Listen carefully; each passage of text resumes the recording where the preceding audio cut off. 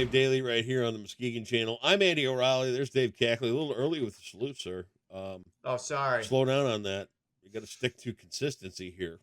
Uh-huh. Yesterday you mentioned that you're the seventh child. 6. Okay, see, you don't. Well, I I'm the missed it. All sixth right, of 8. sixth. All right. Well, there goes the whole opening bit. Thanks for ruining that. Okay. Do your news. Oh, no, no, get back to it. What the hell? So what? I'm off a Just number. play along. Say you're the 7th of 8. Who cares if your mom's listening? You're not the 7th of 8. Yeah, but Andy wanted me to play along with his wrong math. Jesus Christ. Anyway, All right, continue. I was thinking about how much deeper and well-read and informed I am than you. And Okay, I'll play along with this one too. yeah, good. So, I was thinking, ancient history is becoming more and more apparent as to, and we've talked about this. We've talked about that human amnesia factor that we've lost a huge You can't portion. at least you can't just dismiss it out of hand. That's what people Right. are becoming more, not necessarily saying that it's definitely true, but at least accepting the possibility. And that's all that any of us can do. It's like, okay. Right. And that applies Option. to every aspect of life. Mhm. You have to have 100%. faith in all kinds of things, right? Mm. You have to have faith that your brakes are going to work. You have to have faith that there's a higher power. You have to have faith, and that's great. But and I'm not trying to take anything away. No. But when you mentioned that number yesterday, and I thought you said 7th of kids, and I apologize. But do you know that way back when, in Mesopotamia and things like that, they used to count Earth as the 7th planet instead of the 3rd? Yeah. Isn't that fascinating that people That is interesting.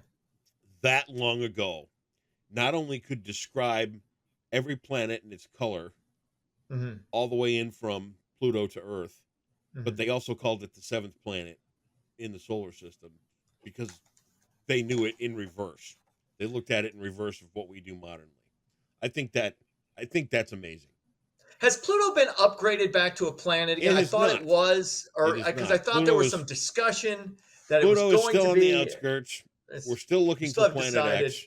And that plays into the whole faith thing too, because let's say if Planet X does come along and we're all dead tomorrow, let's hope your faith is in good shape because, hey, we're dead, right?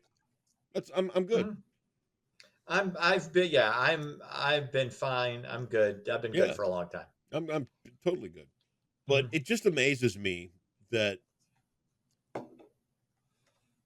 because it's that old and it's that ancient and everything like that, people write it off as a myth. Yeah, 100%. We do this all the time. And that's old. It's written proof. With recency. But just if something's old, that's outdated. We can't pay attention to that anymore. Forgetting that's what leads us. Yeah. Somebody wrote this down, and it's a historical record. Why are you failing to see that? And I just kind of got thinking. You know when I got thinking about that last night? When I was trying to avoid listening to Todd Jones during the baseball game because that is just murder. Oh God, we're gonna go 2 straight days beating the color commentary of the Detroit Tigers local broadcasting. Dude, just awful. I'm not denying that it goes. I haven't watched much Tiger baseball this year. I follow the box score. I follow the scores. Right. I haven't been watching. I can't pretend like I've been tuned in. Although I've always liked Jason Benetti. He can do any sport. He's very good. He can do any sport. Yep. He's great at painting you a picture, whether it's a radio, whether it's TV, whatever. Yep. He's great. But continue on your. That's it. Verbal spanking. I was just trying to shut my mind off to not listen to what it was merciless. Merciless. There were points where I was, usually when we're watching a Tigers game, it's the other end of the couch that's yelling "son of a bitch" at the TV. Yeah, because she's into it. Yeah. Me, I'm just kind of. You're like, you're the wife. Yeah. So. And I'll watch. It's fine. Yeah, it's not like I'm not. It's not like it's not adequate. But it's not as big a thing for you as it is for her. Right. It just isn't. And I'm just sitting there listening to this monkey that can talk go on and on and on. And it's like, just shut up. Mm-hmm. Oh, my God. Oh. Anyway, so, yeah, at one point we were the seventh planet. Just like I thought you were the seventh child. Yeah, exactly. So you're comparing me to the seventh planet. Okay. Well, I just thought it was an interesting, fun little thing to bring up. Yeah. Do you want to talk about the beach again? What? I was actually asking Sam, our crackerjack meteorologist, if today is you can go to the beach today, but you're gonna have 3 to 5 foot waves, so you shouldn't go in the water unless you want to get sucked in. So avoid the water at the beach today. There you go. There's your life-saving tip. What do you do if you get sucked in? You swim a crossway. You just kind of you can float. There you float, go. But you can also swim parallel to the shore. You can start doing that, and that can get you out of it too. That's one of the things that I have heard. Okay, well, good for you, and I like your dog paddle move there too. It was nice. Well, this is the dog paddle. This is the Oh, okay. Swimming safety with Dave. Swimming safety with the guy who can barely float, and I can swim. It took me a long time though. I didn't learn how to swim until I was almost 10 years old. I was in the 8th grade, and he finally just kicked me off the high dive. Are you serious? You didn't know how to swim till you were like 14? Dude, I was afraid of the deep end, and my friend Trent just walked up one day, and he's like, "You big P word," and he kicked me right in the ass, and in the deep end I went, and that was that. So how did you get out? So you just swam out? Yeah. Wow. No one had to pull you to safety? Same thing with downhill It's a little tough love. They got me up to the top of the hill, and they're like, well, figure it out. See ya. Yeah.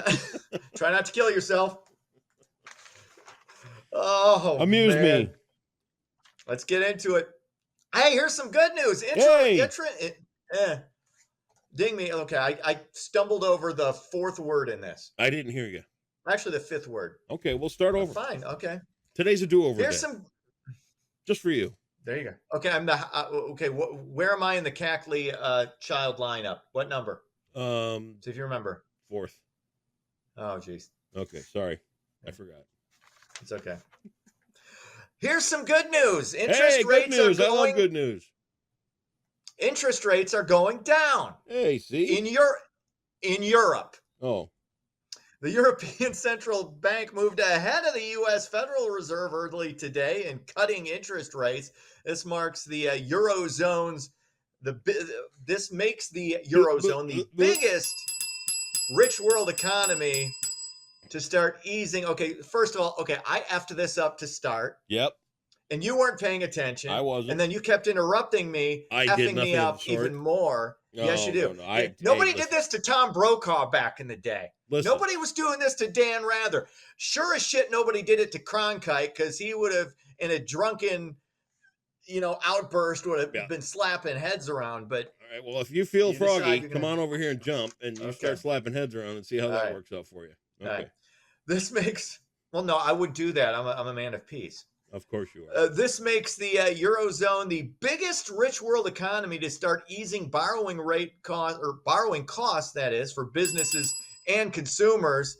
The 1/4 point rate cut is a slight reduction. I said quarter. No, you didn't. You said quarter. Really got to get the wax out of your ears and start paying attention. I clean my ears nightly. The 1/4 point rate cut is a slight reduction from the record high of 4%. Again, this is in Europe, honestly, not the United States, but we tend to follow Europe. We'll be a little bit behind and then catch up to some of the things. And then some of the things they do, we just ignore because we're America. You want to know? You want to know the takeaway from this story? What? I'll tell you. I was recently at an ear, nose, and throat doctor, and he complimented me on my clean ears. So, it's not Andy, clean out your ears. No, it's not a physical thing. It's just a lack of attention span, and you just zone out and go, squirrel! No, don't. And that's what you do. That is exactly. Let's work on our attitude today. Okay. Come on. Do better. I've got a great attitude. Speaking of great attitudes. Let's see you get through the second story. You know who's going to have great attitudes for the rest of the year, for the foreseeable future? Walmart employees. Hey. Walmart is giving a bonus to hourly workers. The country's largest private sector employer says the program is aimed at those who stay with the company long term. Those employees who have stayed 20 years will earn an additional $1,000. Full-time employees with at least 1 year but less than 5 will receive $350.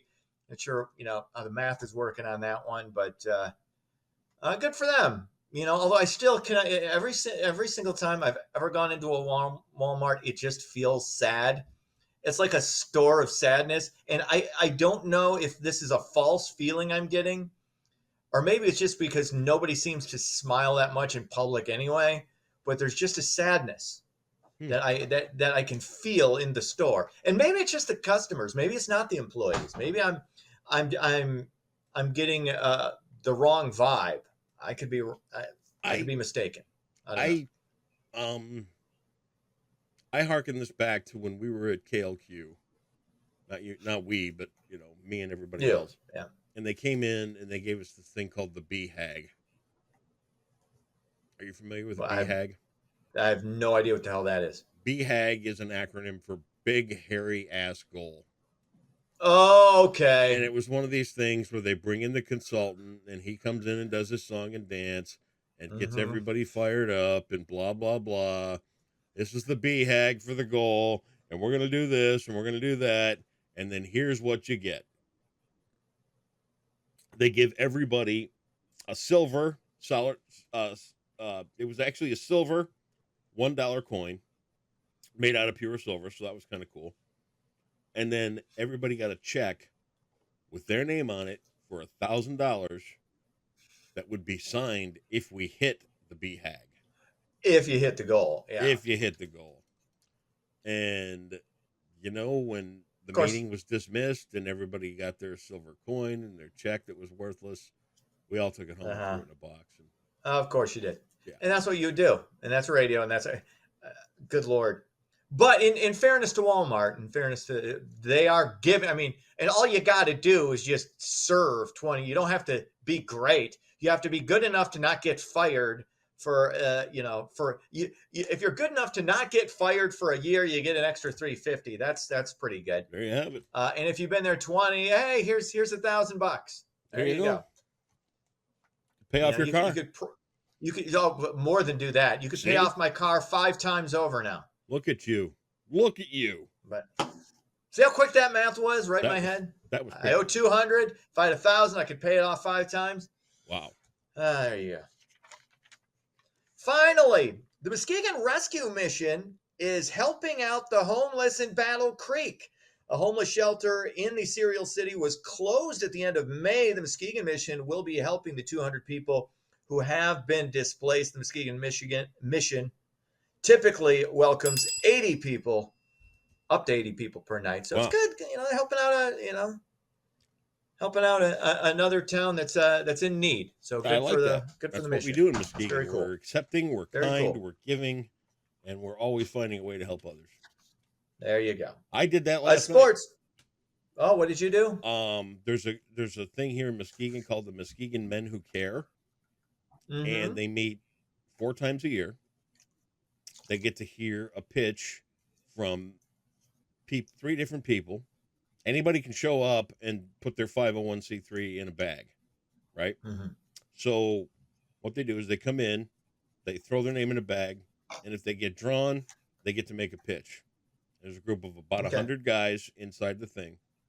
The pitch gets made, the 100 guys take a vote, and at the end, everybody in the room writes a check for $100 to the charity that wins the vote. Oh, that's nice. 10 grand, just like that. That's very cool. I did that. And I liked it. Oh, good. That's a cool thing. It's one of those things that doesn't cost a ton and it helps out a lot. Yes, it does. That's what we did. There you go. Good for you. Cubs win. They beat the Chi Sox 7-6. NBA Finals get underway tonight. Dallas, Boston, 8:30. Stanley Cup this weekend. That's sports. All right. It is time for a look at books in Jeopardy. This is a $400 category. I wish you the best in this. I think that you're going to nosedive on this one. It could be. There's a little cough for you. And here's the thing. Tomorrow, show up sober, would you? Your pronunciations and things today were really... Dude, I really This has not been a good verbal day for me. Not at all. I've had better days with my communication skills, and I want to apologize. Did your Coke dealer come by this morning? Okay, a couple of things. I have not had a drink since I didn't ask about drinks. Monday. I had to drink on Monday. I had I had two drinks. I had one. So you're detox. That's the excuse. Jameson I had one Absolute water, and then I had one White Russian, and that was all I had, and that's all I've had since Monday. So you're detoxing. Okay. I'll look at books. Yes. Here you go. By prosecutor Vincent Bugliosi, Helter Skelter reveals the facts behind this crimes of this so-called family. Be the Manson family. Oh my God, Why would I nosedive there? The Manson family, Helter Skelter. I thought you were this is a song Charles Manson stole from the Beatles. We're stealing it back. Who said that? What famous rock artist? I'm gonna guess Paul McCartney. No, this is a song. Charles Manson stole from the Beatles. Well, it was either Paul McCartney, Ringo Starr, George Harrison, or John Lennon. He was referring to this. They stole it from the Beatles. This doesn't mean he was a Beatle. I'll tell you this. He wasn't a Beatle, but he did do a song. The band did remake Helter Skelter. Who did it? One of the greatest bands of all time did it. No. U2. Hello. God, Mr. Rock aficionado, Mr. I honestly, triple decades in the business. I've never heard Helter Skelter by U2. Oh my gosh, it was on, I believe it was on Rattle and Hum. No, see, here's the problem. It's a great album. You know nothing about music. You find one crappy off thing, and that's what's wrong with you. Look, if you're going to go deep with U2, why don't you pick out something good like All I Want Is You? That's a great deep U2 song. That's it. Well, this wasn't even deep. This was just a remake. They didn't remake other songs. Bono's they did it with Ireland. I didn't say he was English. I wasn't even doing it in an English accent. I was doing it in an Irish accent. Some Charles Manson stole from the Beatles. We're stealing it back. Yes. Here comes somebody important named Tegan Woods. See, look what you did to me. I'm even giving you the wrong name now. God, you're contagious. Come back on Friday. See ya.